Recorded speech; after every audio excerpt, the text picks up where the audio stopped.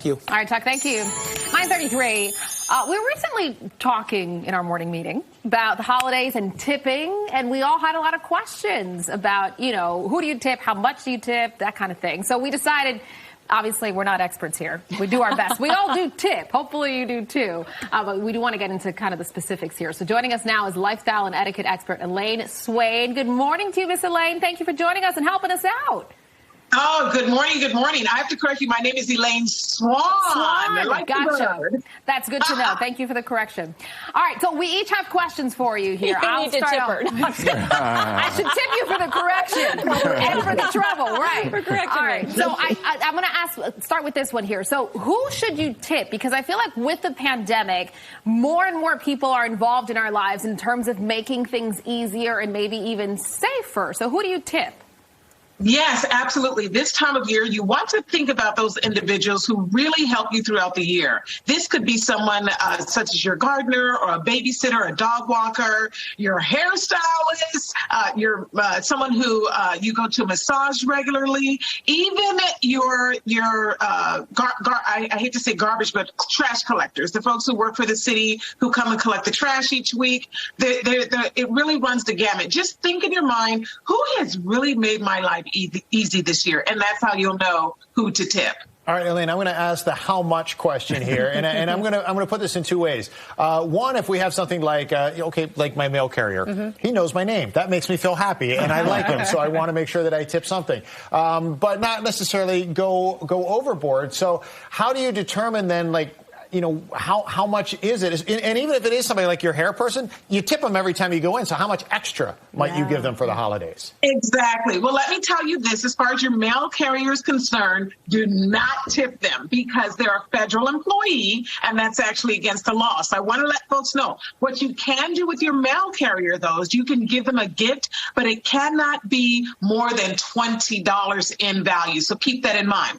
Now, your hairdresser or your barber that you typically will tip throughout the year, it is absolutely acceptable for you to tip them this time of year. And my recommendation is to tip them about the cost of one service. So if you pay $60 for a haircut, then you can give them their tip for the year, which would be about $60. And what's the percentage just for an everyday haircut, by the way?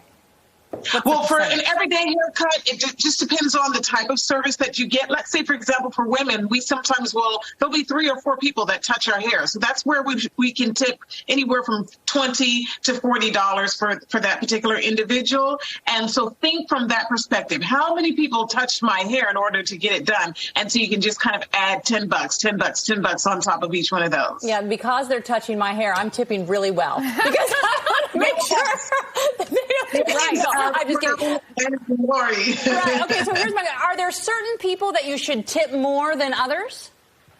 There are some, it depends, not necessarily so, but it really just depends on what they do for your life. For example, if it's your doorman and this person throughout the year has really made sure to get all your packages and they've helped you when when it's raining and slush outside or whatever it is. So you may want to tip that person a little bit more than you normally would throughout the year. So this is where we're looking at anywhere from $50 to $100. So those individuals, think, how much did this person help me? And then that's how you can determine your tip. Now, someone who's there constantly, that, let's say, for example, it's your babysitter, and they really held it in there for you, and they took care of you, and they stepped in when you needed them, then that's where you can tip them at least, for example, one night's service. So keep in mind, it's the person who helped to make your life easy throughout the year. All right, well, what about with added gratuity? Are you still supposed to tip more on that as well?